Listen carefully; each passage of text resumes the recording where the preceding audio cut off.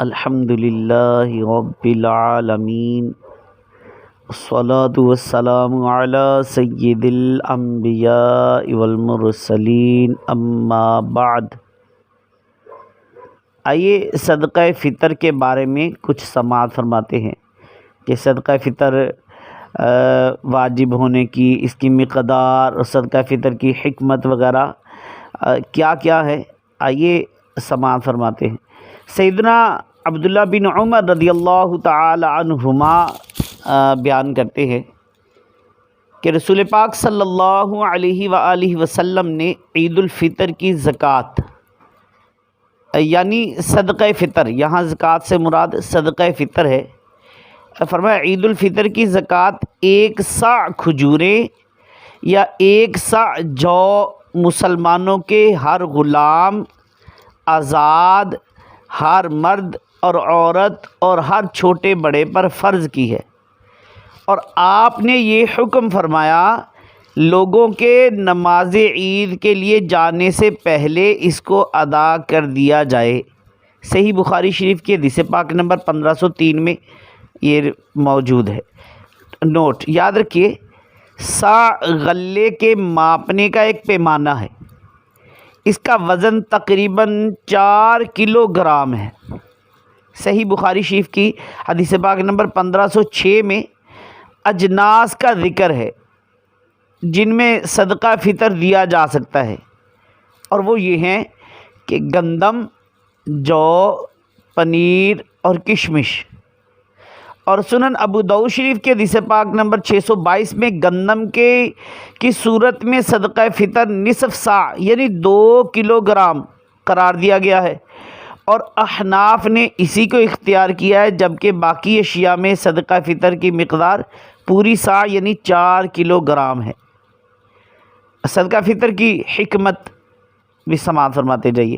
سیدنا عبداللہ بن عباس رضی اللہ تعالی عنہما بیان کرتے ہیں کہ رسول اللہ صلی اللہ تعالی علیہ وآلہ وسلم نے صدقہ فطر واجب فرمایا ہے تاکہ روزے کے لغو اور بے حیائی کی باتوں کے گناہ سے پاک ہو جائے اور مساکین کو کھانا دستیاب ہو جائے۔ سنن ابو داؤد شریف حدیث پاک نمبر 1605 میں۔ اس حدیث پاک سے یہ مفہوم نکلتا ہے کہ صدقہ فطر نماز عید سے پہلے ادا کرنا افضل ہے اور مستحب ہے۔ اگر پہلے ادا نہ کیا گیا ہو تو نماز عید کے بعد بھی ادا کیا جا سکتا ہے، لیکن پہلے ادا کرنے میں اجر زیادہ ہے، اور یہی بات سنن ترمذی شریف حدیث پاک نمبر 677 میں بیان کی گئی ہے۔ اور حدیث پاک میں صدقہ فطر کے لیے فرض کا جو کلمہ استعمال ہوا ہے نا، اس کا مطلب یہ ہے کہ یہ حدیث اور سنت سے ثابت ہے اور واجب کے درجے میں ہے۔ تو صدر الشریعہ علامہ مولانا مفتی امجد علی اعظمی رحمۃ اللہ تعالی علیہ لکھتے ہیں بہار شریعت میں، نمبر 1 کہ صدقہ فطر شخص پر واجب ہے، مال پر نہیں۔ تو لہٰذا جو فوت ہو گیا ہو تو اس کے مال سے ادا نہیں کیا جا سکتا۔ ہاں، اگر ورثہ بطور احسان اپنی طرف سے ادا کرے تو ہو سکتا ہے، تاہم ان پر لازم نہیں۔ اگر وفات پانے والے نے وصیت کی ہے تو اس کی تہائی مال سے ضرور ادا کیا جائے۔ بہار شریعت جلد 5 صفحہ نمبر 935۔ اسی طرح نمبر 2، مرد بالغ نصاب پر اپنی طرف سے اور اپنے چھوٹے بچوں کی طرف سے صدقہ فطر واجب ہے، جبکہ بچہ خود مالک نصاب نہ ہو، ورنہ اس کا صدقہ اسی کے مال سے ادا کیا جائے گا۔ مجنون اولاد اگرچہ بالغ ہو لیکن غنی نہ ہو تو اس کا صدقہ اس کے باپ پر واجب ہے، اور غنی ہو تو اس کے مال سے ادا کیا جائے گا۔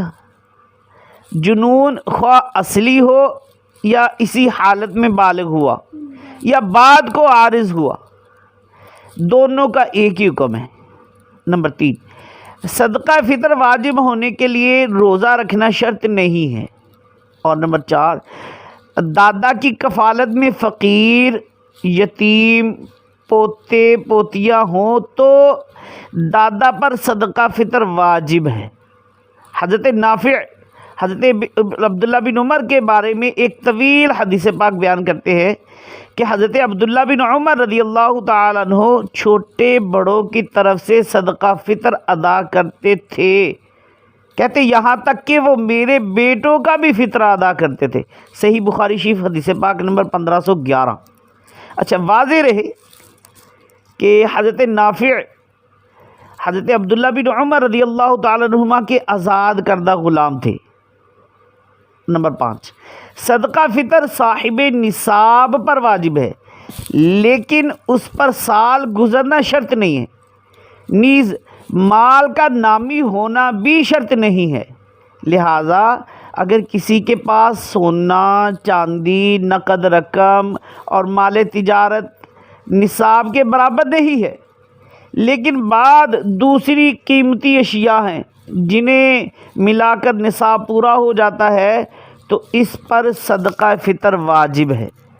ایک روزے کا فدیہ اور صدقہ فطر کی مقدار برابر ہے۔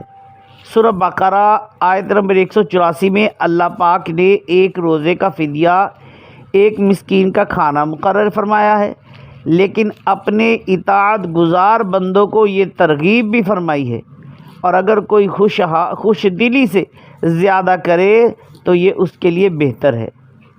تو اس سال 2021 جو چل رہا ہے، اس سال جو مارکیٹ کی معلومات کے مطابق جو نقد رقم کی صورت مفتیان کرام نے مقرر فرمائی ہے 150 روپے، 140 روپے، اور جو ہے 320 تقریباً، کھجور 960 روپے اور کشمش 1920 روپے تقریباً یہ مقرر فرمائی ہے۔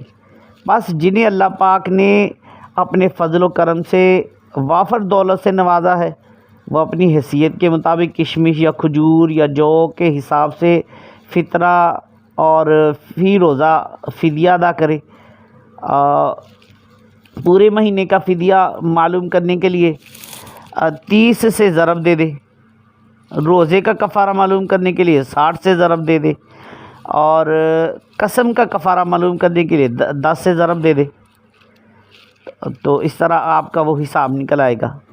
150 کو 30 دن کا یعنی کہ اگر نکالنا چاہے تو اس کے حساب سے جو یعنی کہ اس کے جو آپ ایک کفارہ جس کا دینا چاہتے، فدیہ دینا چاہتے، اس کے مطابق ضرب دے کے تو آپ نکال سکتے، اتنا بنتا ہے۔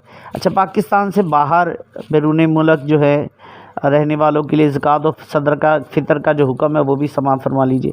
اگرچہ شریعت میں افضل یہ ہے کہ جہاں مقیم ہو وہاں کے فقراء اور مساکین پر صدقات واجبہ کی رقم صرف کی جائے، لیکن اگر وہاں مستحق نہ ہو، یا پیچھے اپنے وطن میں زیادہ مستحق لوگ ہیں، یا قریبی رشتہ دار مستحق ہوں، تو صدقات واجبہ یعنی زکوٰۃ ہو گئی، فطرہ ہو گیا، فدیہ ہو گیا اور کفارہ کی رقم ہو گئی، اپنے وطن میں بھیجی جا سکتی ہے۔